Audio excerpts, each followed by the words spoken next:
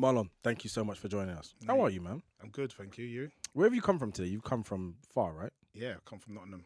Wow. We appreciate it. No, it's all good. But you're a London boy. I am indeed. Where in London did you grow up? In Camden. Camden? Yeah. What kind of areas are we talking about? We're sort of Hampstead, like Wow. Gospel Oak. Now, this sounds like affluent areas. What's going on? Was you like the first rich black person in Hampstead? What's going on? I wouldn't say, well, later on, but I wouldn't say rich first, but I was, my mum and dad, they work hard to get where I am. So what is this, late 80s, 90s? What is this? Yeah, late 80s, 90s. What was Hampstead like in the 80s? It was hard. I ain't gonna lie. It was hard because obviously back in the day we had a lot of rivalry schools. Getting to school and getting home was tough. What school did you go to? Hampstead. So Haverstock School, which is one of them schools that I love to go. I've got some really good friends back in the day. Still speak to them now. Yeah, it was a time in my life that I'll never forget, and it was good times. Yeah. What did your parents do? My dad was a show machinist for some massive company, and my mum works for the British Rail. Does she still do that now? No, they were both retired. Yeah. Did you retire them? No, I didn't. They retired themselves.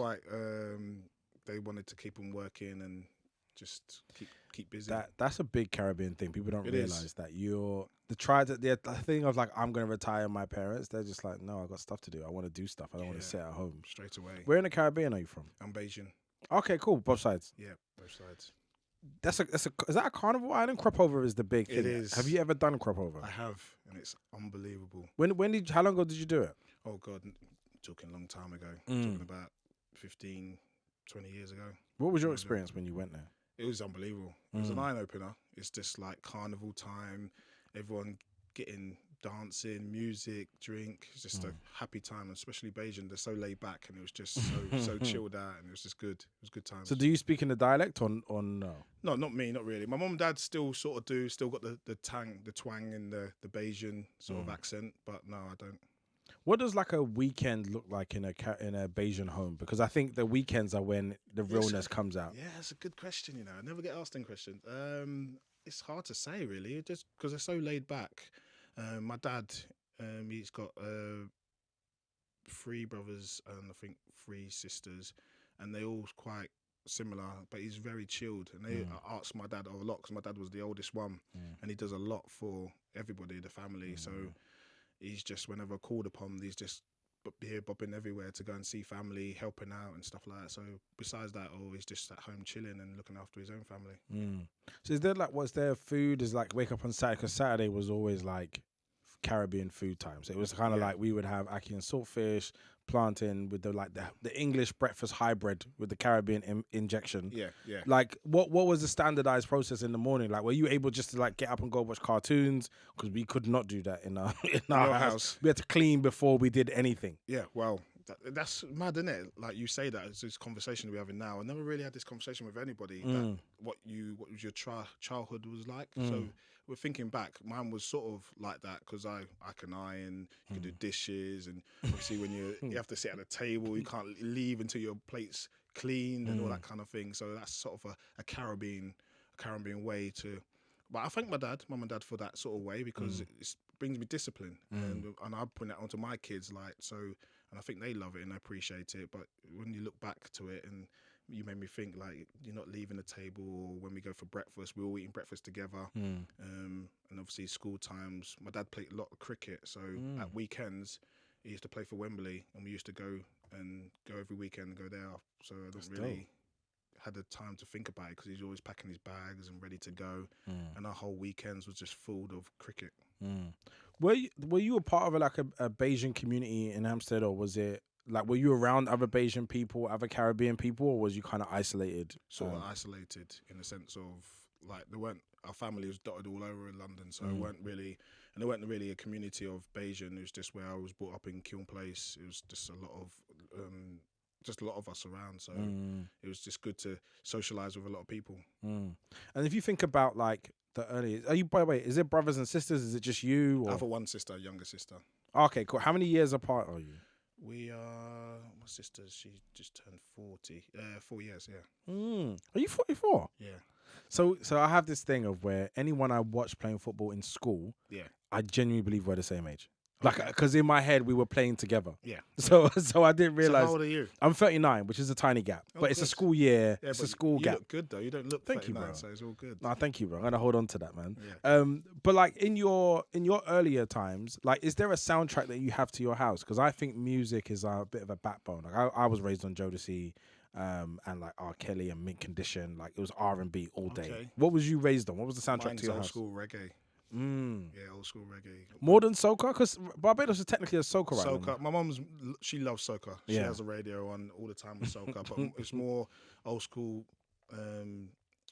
reggae, like Bushy Banton, all them kind of stuff. That's what I've been brought up on. To be fair, Yeah. Bob Marley. So it was nice at that time. What kind of like family values were put into you quite early? What were the things that like this is the minimum we expect from you? Wow, I love this. It was more. My dad was well strict. Like back in the day, I think just the way my dad was brought up, he brought it to me. Literally manners. Couldn't do anything. Couldn't cry. Sit at the table, like I said. Just a lot of discipline. Weren't allowed out, and if I was allowed out, I was only allowed out for an hour. And make sure you're back home. And if you're not back home, then pure licks are go on, and then things like that. So, do you think that was because of fear? I think so. Yeah. Looking back at it, because I look at him and I thank him so much for the stuff that he's done to me. At the time, I was angry. I hated him. But when I look back now, and when you've got your own kids and you try and discipline them, you really understand what your dad was trying to achieve to try and prepare you for life, which I thank him, because obviously I left home at 14 and went to Nottingham to learn my trade, being a professional footballer, and them sort of traits I sort of realised quite quickly what he was trying to achieve with me, being like manners and all them sort of things, and I think that kept me to where I am now and kept me through my career to the person that I do today. And like, do you know his story, like the full story of like how he got here and like what the context I was? really don't. That's I don't know if that's a good or bad thing, because like only now, because I've got a podcast that I do, and I'm like questioning people, and then when you're with the lads, you're just bantering and you're just having a good time, going with how's the family, whatever, normally, but you don't really ask questions, and that's a good question, because I think after this I will go and sit down and ask my dad, because I don't really know. We say little bits and pieces what's happened, but I've never asked him how was your childhood, or because obviously you just made me think about it, and I love things like that, to ask questions and see if just to have a chat with him, because I don't think he's ever had that chat with anybody. That's powerful. It's mad, isn't it? You know what I do like about this era is where we're having conversations generally, just as men. And one thing I always find that inside, especially older men, like over 60, there's so much information that we just don't know. Yeah, so much. And I think obviously men get quite a negative brush and a heavy brush at times for their behavior, but we never really ask why. No. And it's funny because even my dad, he just wasn't he never showed up in a good way at any point, from what I know, and from all the children that he has, never showed up in a good way. But the bits that I do know tell me that he was at a disadvantage anyway. Okay. So whatever was going on for him on top to become not a great person, there was an underbelly of things that just weren't okay that I would love to explore with him one day. And when I find him again, because I've run into him a couple of times, when I find him again, I really want to have that conversation. I'd also say to you, if you record that conversation somehow, just for yourself. Yeah, no. Just to have, like, I think one day your kids might come to you and be like, what was Granddad like? Yeah. So true, so true. But what you just said, it is quite powerful to understand and learn what he went through. And sometimes the older generation are so respectful and in themselves. They think about other people more than themselves, and whatever they dealt with, they just think that's gone. I'm dealing with here and now. I'm looking after my family. Tell me about your teenage years. I know you said at 13, 14 you went to Nottingham, which must have been absolutely crazy. But what do you remember from school, like secondary school, which is a beast on its own, really? Yeah, it was wicked. Obviously, I'd love to go back to it now to see whoever and wherever everyone's gone. I enjoyed it because obviously the lads of my time. Because back then it was amazing. I don't think you can do now what we had back then, because you can play on the street, play football, play in the car park. It was amazing. so like I speak highly of all the boys in Camden and Islington, all the lads that I used to hang around with, because they were such good lads. Because they made me the person I am as well. Because I never used to play football. Because I used to play cricket. So with my dad, and then obviously going to secondary school, just trying to learn. I had a bit of an ability to play football, and then the more I played, the more better I got. And then I played a couple of games, and then there was a couple of scouts, as you do, scouting me, saying, "Do you want to come play for my team?" And the recruitment side of it. So I went to Nottingham and then never left. So how do you go from cricket into football? Is it just that you were playing all sports, but you were, if in your mind it was cricket was the family sport, that's the one that you take seriously, and then you kind of just play football as a consequence? Then you get invited into a team. Then someone sees you. Then how do you get to Nottingham at 13? It's crazy, isn't it? It's just obviously with my dad, week in, week out, we was just playing cricket. So football, obviously you just watch it on TV or hear about it. But I've never really thought about being a professional footballer, to be honest with you. But till I went to secondary school, and then like you just said, it's your family, what you grew up with, and the majority of families around now are all football orientated, or they're watching it, they'll support a team, they'll take their family to games, and you go. I never did that. I was more going to cricket games. So that's my side of it. And then I think when I was at school, a lot of lads was playing football in the pitch, stuff like that. So I was just joining in. You join in with your friends, and just more and more I joined in, the better I got. Were you always a striker, or did you kind of just work your way around different pitches? Oh yeah, no, I was a centre half at first. Is that because you're just tall and I think there's a tall thing about being like tall, black, and big, and just being like you play in the spine of the team. Straight away. He's a centre half. He could defend. Was it pretty much that simple? Just like you play there? Yeah. Was that the way you wanted to play? No, I didn't. I used to love running. I was quite quick. I loved scoring goals. So as a young lad, I put of defence, midfield, and then obviously when I went to Nottingham, they sort of learn where your best positions was, and they put me in quite a few positions, and then I just end up being quite good at being centre forward. So tell me about the conversations that led you to go to Nottingham, because I think if someone tries to take me from my family home at 13, my mum would probably probably would accuse them of something, and then probably want to hit them in the head. Like, how did that conversation go where you were just able to go to Nottingham at 13? 14. Well, I didn't go straight away. I was going up and down every weekend, and then staying up there in the half-term breaks for trials and playing games for them. Who did you stay with? Just the John and Liz Galley. They had like a hostel there where all the kids come for trials. They stay there. Wow. Yeah, it was mad. It was crazy. Okay. Like shouts to John and Liz. Yeah. Yeah. They were amazing for me. Obviously, I was there for like 4 years because my birthday's August, so I can play for the year above. And I was always playing the year above or 2 years above, and then kept on coming down, up and coming up, which benefited me, which was nice. But they realised that the time, because I made my debut at 18 for Nottingham Forest, so I think that helped me in my progress to be a professional footballer. That's incredible. So what was the qualifying process of like them looking after you? Was it just like everyone stays here, you stay here, there's other players staying there? Yeah, from all over. That's crazy. Did you get on with them? Did you know them? Did you have a relationship with them at all? No, football has its own language. So when you went out a pitch, everyone's got their own ability, the positions they play, and you sort of just go there and play your football. But then when you're going back to the hostel, everyone's getting ready, you chat and you just talk to each other about where you're from, what you're doing. It's a good question, really. Trying to think back when I went up there, you go into a room, there's loads of lads, you put your bags down and you just go in, because Nottingham Forest had a very way of being respectful to each other. So you had to go around and shake everyone's hands, say your name, like to say I'm Marlon, and then that lad will say his name, and then you sort of just get to know a few names and peoples, and then obviously on the pitch you have to talk to people, and then the more you talk, the more you get a relationship, and then off the field you start talking about where you're from, where your family and stuff, because we had lads from all over the place, from like Leeds, obviously Yorkshire boys, there was Irish boys, London, Welsh boys, there was kids from all over. That's crazy. Yeah, it's good. That doesn't happen anymore, does it, in the same way? They have like catchment areas that you have to build your teams from, your players from. It doesn't happen at that age, does it? No, I don't know. I'm not sure how it happens now, because I think the more development's more from your area code, but I think they do bring in a few people from different areas where the scouts are. They'll say, "Do you fancy a trial at Nottingham?" Then they'll go up and have a trial. But I think more nowadays it's more lads that's in your catchment area.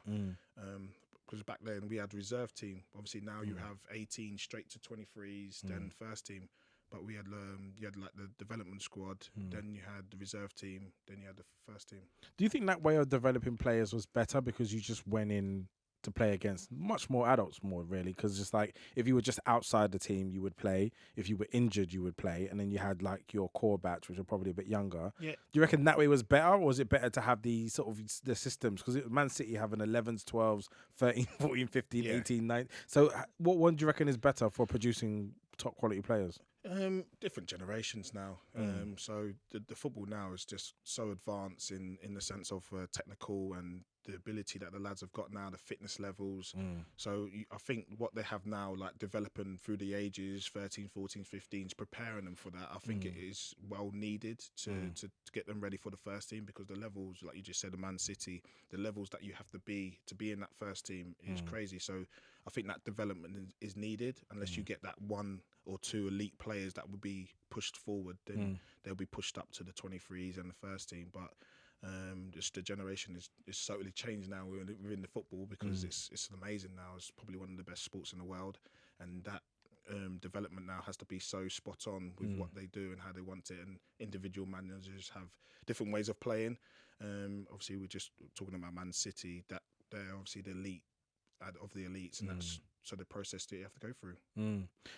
Going back to Nottingham, there is a black community in Nottingham. Was that something you were able to tap into? Did that even matter to you? Like in terms of, was that something in the front of your mind? Was it just like, I just want to play? How did you approach that part?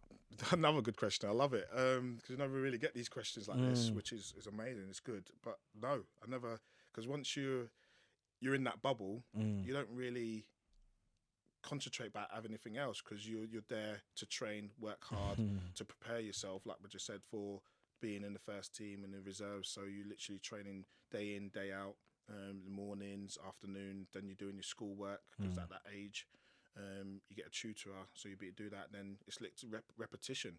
You don't really get time to do that, and then obviously on your rest time, or when you got a break, you want to go home and see your own family, as your young lads do. Try and see your friends back home, to try and bring that sort of social self to you as well. But when you're in that environment, it's probably, well, for me anyway, my concentration was solely on trying to be a professional footballer. In that 5 years between 13, 18, did you actually even feel like safe doing that? Because I think me at 13, I was probably a lot of bravado. Yeah. I don't actually know if I had the minerals to do the things that I believed that I had to do to navigate my day to day. Like my version of it is going to school past 7, 8 rival gangs. I went from Hackney to Islington schooling, and at any point between walking through Dalston or Islington, Marquis Estate, Barnes, these areas in North London, which were like basically anti-black and racist as hell. Yeah. I had to walk through them all to go to school. So it wasn't safe for me to walk to school. I had to literally put an armour on to get to school. How do you navigate going to and from London, up and down the motorway? That whole period of like living with somebody else, having all these different dudes, just like you're living with them, you're playing. Did you actually feel safe? Did you even enjoy it? Listen, it was one of them things. My dad couldn't wait to take me up to Nottingham. He was like, where do I sign? So it's like what you just said there is exactly the same sort of the childhood that I had. But then when my dad found out that I had an ability and Nottingham Forest wanted me, he literally couldn't wait. So because in those times, it's like the memory of being European champions is still alive, and like Clough energy still there, and it's like it's Clough. A big yeah. So my dad was like, even though they couldn't afford it because my mum and dad they struggled, but he was like, I'm taking you up every weekend. So every Saturday morning, we'll drive to Nottingham. He'll take me up, and then we'll stay over, play my game Sunday, and he'll drive me back. So he was like, we're going. Wow. So what you just said is like, my dad was like, wow, quickly. He was adamant. He wanted me to make sure I get the best for me and get me out of London so I can go and do what I wanted to do. That's really powerful. And then in terms of like, was there anyone from that group of players that you lived with or from your school that also became professional? Because, you know, there's like there's like Ledley King had an elite group of players that Yeah. were around him. It was like Terry Cole, him, and a bunch of others. I think Carlton Cole as well was a part of that team. Yeah. Were you around other players that ended up being Yeah. in the leagues? Joe Cole. Joe Cole, Yeah, okay. he went to Haverstock. He went Oh to the wow. same school as me, but he was a bit younger. Joe's about 3-4 years younger. So he was playing with us. He was unbelievable, as I must say, as a young lad growing up. But yeah, we had a few. I think John Barnes went to Haverstock as well. Wow. So our school sort of had a few People that had done it. that been there and done it, and obviously played in that playground and trying to learn your trade. So it was good. And then what about like later on? Were you able to like build friendships? I think this is a massive thing because I look at my friendships now, and they really the ones that stuck around that in my life now started when I was I have 2 from 11 and 12, but they weren't necessarily from school.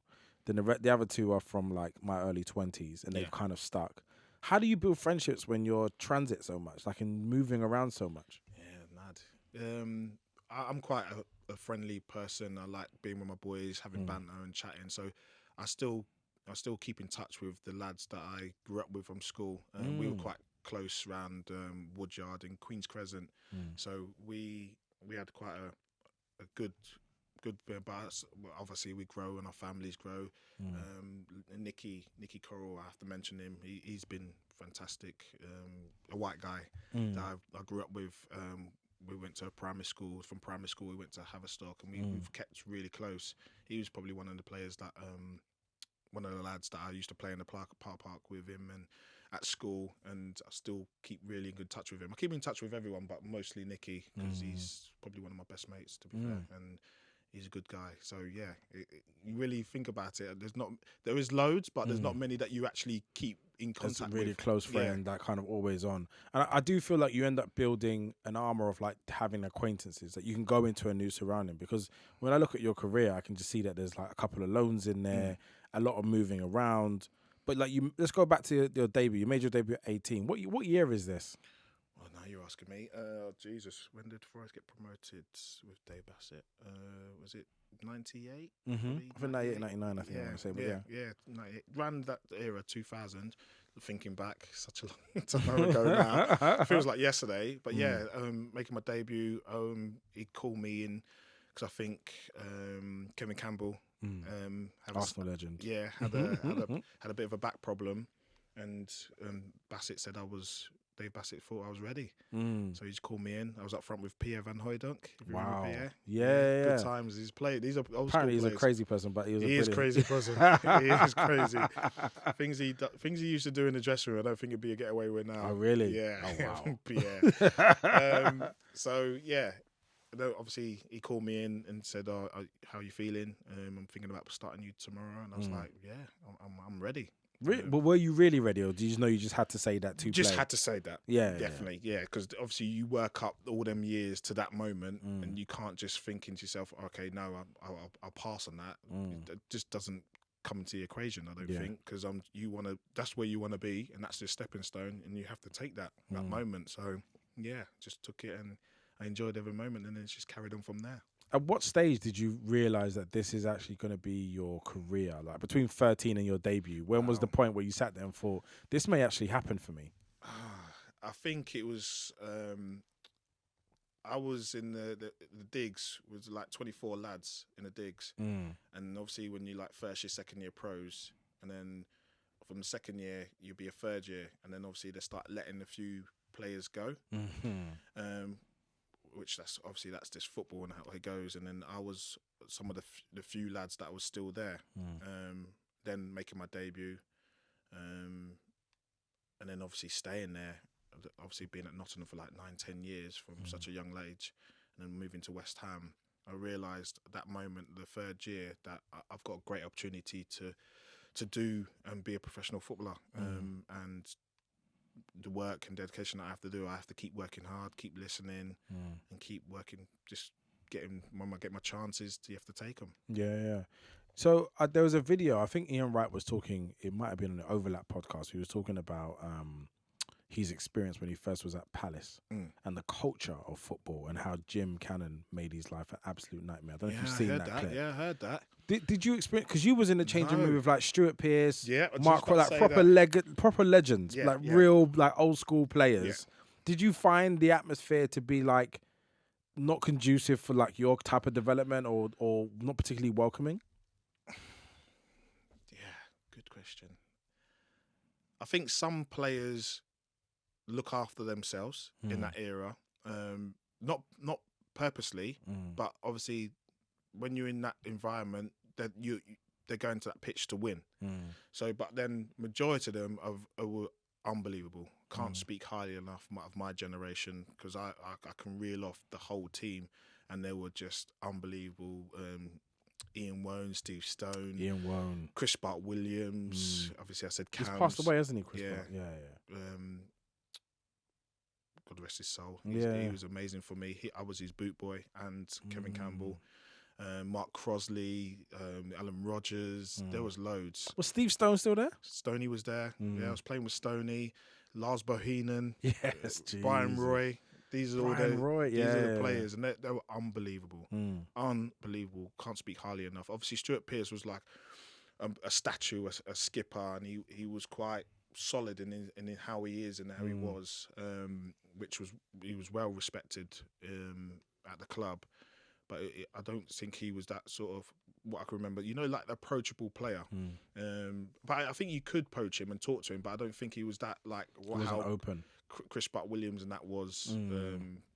But I think I've seen him quite a few times now outside of football, and he's a totally different person. Yeah. It's like he's does a lot of coaching now. He's with England, and he seems like a different person, and he's enjoying his role and what he's doing. Is it pressure playing for a club like that though? Because there are European trophies on the wall. There are, the era of Clough is still around, and they weren't particularly doing great at that time. It was like a bit of a tough time. How much pressure did you feel like going into that first full season where like they expect you to deliver on some level? Oh yeah. How does that feel? Unbelievable pressure. It's different types really, because I think when you're going on the pitch and you take your first touch, it sort of takes a lot of relief off your body. But the pressure that goes through your body, your mind's working overtime to do your first thing right. And because for me, it's obviously talking about me, when I get on that pitch and that whistle goes, I want to make sure I get the first header, or make sure I get the first good touch, and I lay it off, or chase someone down, make the first tackle, let that defender know that he's in the game. So them things are on my mind working overtime, and the pressures that I have to do them right sort of comes over you sometimes. But if you didn't have them, I don't think you'd be the right person to play a game, because you want to be better than that person. So I'm putting pressure on myself, and I think majority of players do that, put a lot of pressure on themselves to try and produce to their best of their abilities, and sometimes it goes either way, really. Yeah. You went on quite a lot of loans in your time there, and one of them was to Finland. Yeah. What on earth is that like? Because this is not even like a modern era where there's the internet, so we know what Finland kind of is like. Yeah. You can't even Google. You just go, right? And you turn up. Yeah, this was... I had this conversation the other day. This is Bassett. He had a good mate called Keith Armstrong, Keke, Geordie lad. And I think Bassett was all in... I don't know what was going behind the scenes. I don't know if he got... There was a lot of that, though, isn't it? Like we know formally there are some that's come out and have been like whatever, but there was a lot more kind of like brown paper bagging and kind of like looking after things. So until I got a bit more senior and understand what actually goes on, that probably did go on. But obviously I went over to Finland with Keke. Me being me, I just loved to do stuff. If someone asked me and he said it was benefit me to go there, I was like 15, 16, I think it was. And he says, just go to Finland, get some games under your belt. And I was like, go and help out. I didn't realise it was his mate. I thought it was just a club come watching me and said, oh, come to Finland, we want you to play. And then, so I went, and it was unbelievable. Great experience. I can't turn it down. But obviously, like Finland for a black lad is crazy, because was it ever directly? Was it obvious that he was like not welcome, or was it kind of just like undertones? Was it in the crowd? Was it in the? I wouldn't say undertones. It's just you're a minority to but I didn't get any trouble or anything like that. No one troubled me. But you can tell that there's not that I weren't welcome. I was welcome. It's hard because I'm a professional sports people. So you look at that stature of a person totally different to if he was a normal person. So obviously they're looking at me in a different light because I'm this professional person. So I wouldn't know what it'd be like if I was normal Joe Bloggs, if you get what I mean. Yeah. So I'll sort of get treated some sort of way, like felt like they have to talk to me. That makes sense. Yeah, like there's a context to interact with you in that's not just you being a person, it's about you and like what you do. It's like a celebrity status, like yeah. they talk to you like, even if I didn't know you, but I know you because you're a celeb, and I talk to you. But if I weren't, I don't know how it would be. If you get what I mean, if I was going to Finland, but I wouldn't be going to Finland if I weren't doing any just normal. But so it's an interesting one to be fair. But obviously they was a bit standoffish in the sense of being a black lad, but then as soon as they got to know me, it was quite welcoming, and I got to know loads of people, and I still speak to them. Still speak to them now. To this day. Then you move on to West Ham. How does a transfer like that start? How long before a transfer is finalised are you aware of the transfer possibly happening? Yeah, I was in the coming to the end of my contract. The year before Nottingham Forest, me and David Johnson scored over 50 goals between us, so we did really well that year. And then my agent was saying there's a few clubs that's interested in me. So obviously I'm looking to sign back with Nottingham Forest. If the deal doesn't go well there, he's gonna basically come to me and say, like, I've got a few clubs looking at you. Then I think West Ham went down. Alan Pardew took over, and then whatever his recruitment or however he wants to play and what he sees in players, and I was one of them players that he fancied and he wanted me to go. Got in contact with my agent and then let me know, and then just after that I went to talk to him. Pards, and he's just explaining what he wanted from me and what he wanted to do, and I bought into it. And it was one of the things, like West Ham was a massive club. But what I know during my time at Nottingham Forest, and he just says, I want to go back to the Premier League, and you're going to be my main striker. And when someone tells you that as a player, you like, okay, yeah, well, I wanna join you. Yeah. When you start off, what kind of money are we talking about in the beginning of your career? What does a YTS player? Yeah. But to be fair, Nottingham Forest were good payers. Really? Yeah, really good payers. I can't even remember now. I think it was like £160 a week. Wow. YTS. Which is pretty good though. Very good. Yeah. Back in the day, the ones I heard were like 50 and like. Yeah, exactly. And I've done well because like my birthday, they had I couldn't sign really forms because till August or something when it's time to sign on. So I got lump sums of money in my contract. So when I turned, like 25th of August was my birthday, so it was like that year, September year, when they'll be at school. So I'm the young one. So then when September, I used to get a lump sum of money to big up my pay package. That's pretty good. It was. And then because I think when you're talking about the Premier League from that time compared to the money now, obviously it's absurd. Like I think De Bruyne is on $3.75, Rashford's on $3.25 a week. It's madness, isn't it? Like, how do you look at that and feel a little bit of a way because it's like that's generational money in some ways? It is. I don't because I think like the lads back in my day, they were saying it then. So and then the older generation that were. Because I do a lot of ambassador work, and they say it about this generation. So I think it is generational, but it is an obscene amount of money for the lads. But I do understand your life's short, and you want to try and make as much money as possible. And the game's so advanced now.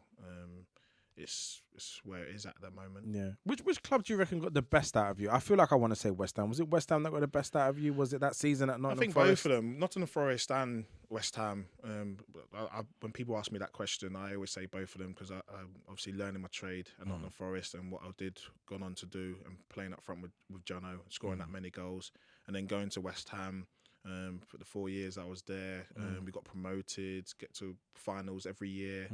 Coming top goal scorer at the club, which you want to do as a professional player, and playing in the Premier League is probably one of the highlights of Were you in that 2006 FA Cup final with Gerrard, the Gerrard final? I did.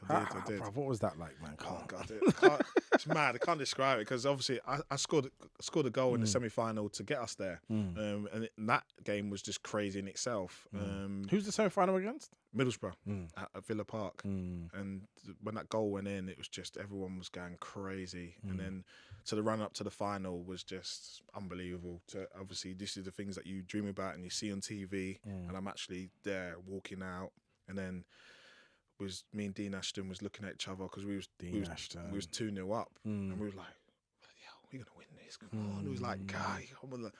And then, and obviously, half time, I think Stevie G put his little cloak on, and the game just changed straight after that. Have you ever had a chance to have a chat with him about that? What that felt like from your side, or did you ever run into him and just be like, "Yeah, I did." He said he was tired. What guy? He said he was too tired. His legs was getting achy. He was getting cramped, and the ball was bouncing towards him. And it was probably one of the sweetest hits I've ever seen a footballer hit. Yeah. In my footballing career, because it was just when it was bouncing, he hit it half volley and it just hovered across the floor to the bottom corner. It was like 30 odd yards, and it literally hovered like a plane. Yeah, and it just went in, and that changed the whole dynamic of the game. Was that a particular low light in your career? That particular moment, is that the lowest moment in your career, or is there bigger? I wouldn't say low. I would say a bit of both, low and high. Because obviously you're playing in an FA Cup final, and I wouldn't say it's a low. It's a game. Someone's got to win at the end, and that was one of the moments that changed the game. I don't really have any lows. If you're saying like low situations like that, but because I can't. When I look back on my career, I feel appreciative. I enjoyed every moment of it. It's been amazing, what I did and what I achieved. And when I look back at it, it's one of them things you grew up as a kid to be a professional footballer. Yeah. You were in that kind of that Aston Villa squad it was really actually a really good squad, wasn't it? It was a real, like, I used to love John Carew. I just used to look at him and just think, you're just tall, you're a good-looking dude, and he just looks like he was a menace. But we never got the best out of him in our league because he was much better, I think, at Valencia. Yeah. But you was part of a really competitive squad. How was it going there and just competing on that level with that many players around you? What was that like? Yeah, no, it was good. It was good to compete with all of them. Obviously from West Ham, and I thought obviously the only best place to go, because I had a chance to go Wigan or Villa at the time, and then Martin O'Neill gave me a call. He's like a Forest legend, so it was one of them things I wanted to go and see, progress my career, learn off him, see if I can, and go in there. But obviously the squad that we had there was absolutely phenomenal. Training with them every day was good. And we did really well, to be fair. Martin done so good with the Stillian Petros, the GB, Gareth Barry, Ashley Young, Gabby, James Milner. There was loads. Henrik Larsson. Yeah. There were a few big boys there. Martin Lawson as well was like a big defender. I think he got Player of the Year that year as well. Every year. Yeah, he was like one of them headache kick it centre halves. Yeah. And then, so for you, in terms of looking at, because also you went to China as well. Was that when the money was round and it was just kind of like they're plucking everybody? You got that call? I got that. What was that like? That must have been incredible. Because I think even now I feel like if Saudi Arabia called me and said, Marvin, come and do 6 months, I'd be like, I'll do something. It was just like that. I was at Blackpool at the time with Ollie, and we got relegated back to the Championship, and then a Chinese lady, she was sort of a West Ham fan. She knew that I was on a free, and she just said, do you fancy going to China? Wow. And I said, I don't know, really. I'm not really thought about it. But then she put a piece of paper in front of me, and I said, oh, okay. Can you tell us? Come on, tell us. Tell us how much. Come on. How much? I can't tell you. You can't. Come on. You know what it is? I think footballers' contracts are not as linear as we make out. So when I play Football Manager, for example, and we look at it, but when you think about it in real terms, you could be taking home even more than you think you are, because there's so much incentives, performance-related stuff, loyalty bonuses, and I feel like I'm so detached from it when I play Football Manager because it's just numbers. But when you're receiving that and that's yours, to go to China, it's you're like, of course I'm going. Yeah, of course. What was some of the highlights of being in China? What did you discover about yourself? Because obviously you've done Finland before, but that's it's whole different. Yeah, but when went China, obviously I'm quite open to football. Takes you everywhere, and opportunity to go to China. I never thought in my younger days that I'll be going to China to play football. So I thought to myself, why not? I'm coming to the end of my career.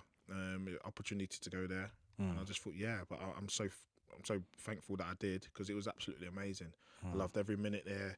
I sort of probably went there at the right time, because I think I was the first bunch of lads starting to go there to try and get the Chinese League, the Super League, kicking off. And the team that I went to, Guangzhou, they got relegated to like our championship, and then they had some big owners that took over, and they wanted to get back to their sort of Super League. Okay. So they brought a lot of players in, and we went on a. Who else was you around? Was there anyone else that we knew from the world of football that was there? No. There's just the other guys that I was, except for the Chinese lads. There was a Brazilian and a Czech guy, and that was it. And then the English one was me, and then we just went on a mad run. Well, I went 15 games unbeaten, got promoted, won the league, and it was just crazy. And the club looked after me phenomenal. Can't speak highly of them. My time there, my time, and how I had it. The lads was phenomenal. I had a great time. But obviously now, then the year later, and loads of lads used to go, and there's just loads of problems and stuff. People not getting paid and all that kind of stuff. So because there was an economic thing that happened, and I think all the disinvestment from football happened basically overnight. Really, people's had like a contract on the table, and it just disappeared overnight. It was madness. Then they changed the rules about so how I do much touch wood. Mine was good. My experience was well good. I enjoyed it. Tell me more about your family. You have 4 kids, right?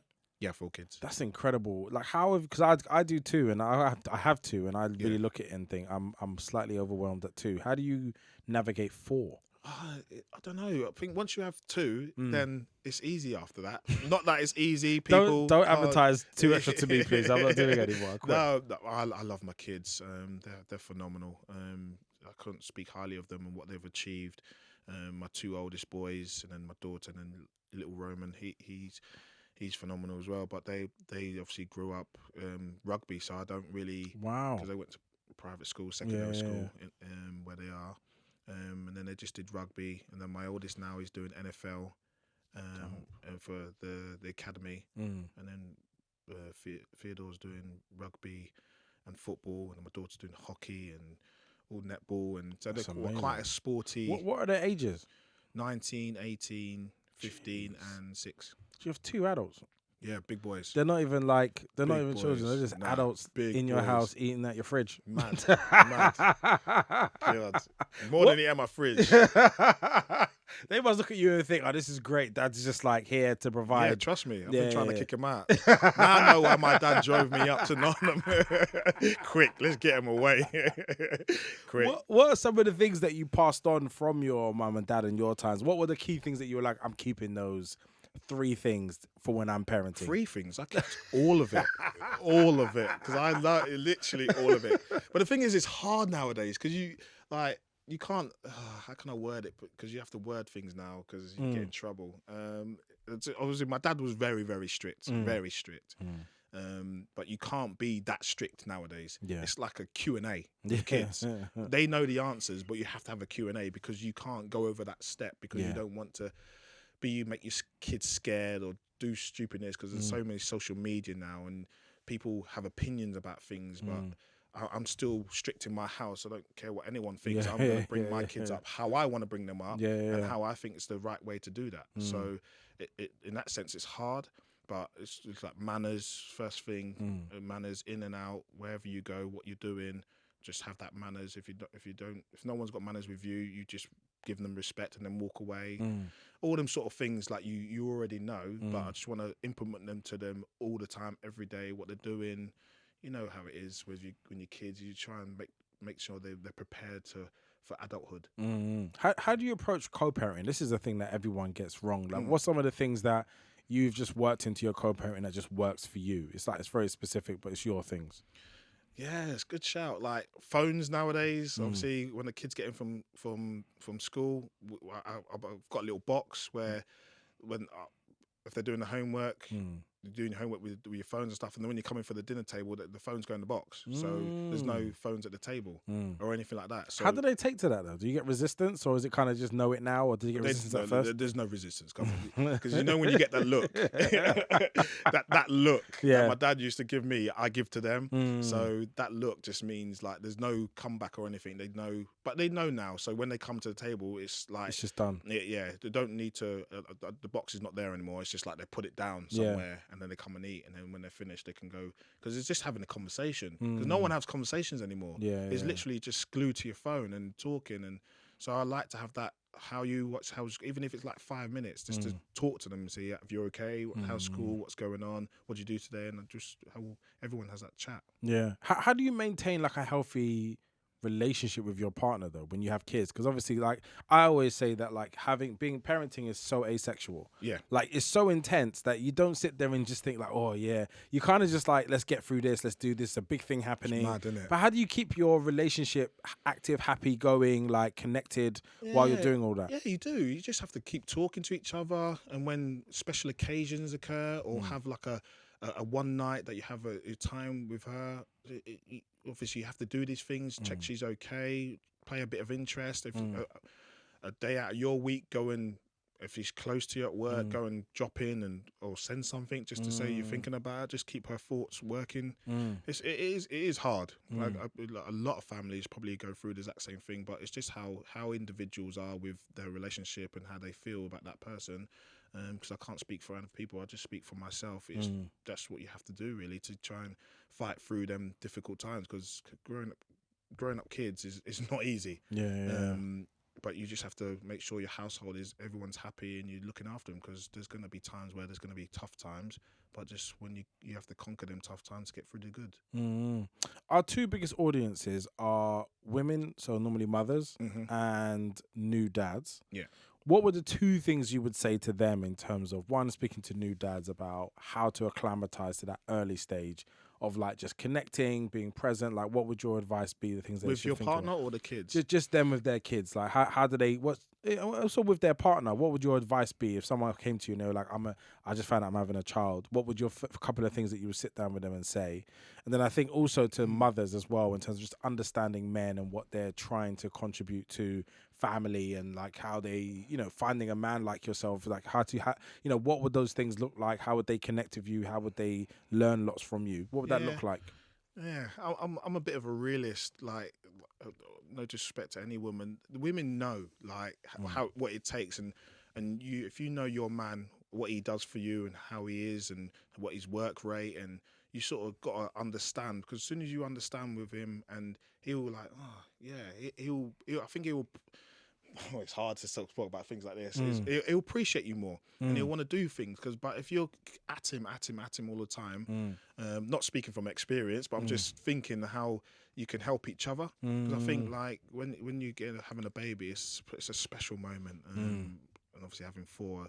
I love it. I love my kids. I'm like a mummy dad. I love doing things with them, cooking, ironing, teaching them stuff, looking after them. So it's a special moment. So when you're having a kid, you just have to be prepared and just look for the good times in having it, really. Yeah. It's hard to talk about, really, when you're saying giving advice, because everyone's different in their own ways and how they deal with stuff. So it's just being appreciative of each other and just think of the child, because you're bringing up a child into the world, and just try and help that child as best you can. Yeah, powerful. Just to close, tell us about your business, your post-retirement business. We kind of had it when you were still playing, but you've got this amazing car business that you detail and revamp cars. Like, tell me how that came about. Who's your partner in it? Like, what made you go into cars and not something else? I saw you had amazing trainers on. Why not a trainer business? Like, what made you do cars? Just a love of cars, and then as a young lad, I bought my first Porsche Carrera 4, and then 6 months later, I had a baby, and I wanted to get out of the car. I had to pay a lot of money on top of getting out of the car, and then I just thought to myself, I'm going to help lads not to do this, not thinking that it will benefit me later on having a massive car company. So I just set up this car company, and then just helping lads in the dressing room saying, I've got a car company, what, you looking to get a car? And they said yeah, and I just sort it out for them. I did my due diligence, how you do that, and then just set it all up, And then it's as I was playing, I had a business partner that was running it in the background. And then when I come to retire, I just put face to business, and it just people understood it was mine, and then just went from one extreme to another. Wow, man. Did you ever think about coaching, managing, or punditry? Did that ever cross your mind? Do you like that type of stuff? I know, I do love it. I do love it. I did do it quite a bit when I sort of got retired, but then my car company business just took off. I didn't have time to like pursue it, but I've got my coaching badges, which I did take when I first retired. I did quite a bit of coaching at Nottingham Forest, which I thank them for taking me in and helping me out with getting my badges and stuff. And then, but I've not really had a chance to think about it because my businesses just took over. Marlon Harewood, thank you so much for joining us. No, It's been you're welcome. amazing. No, thank you for having me.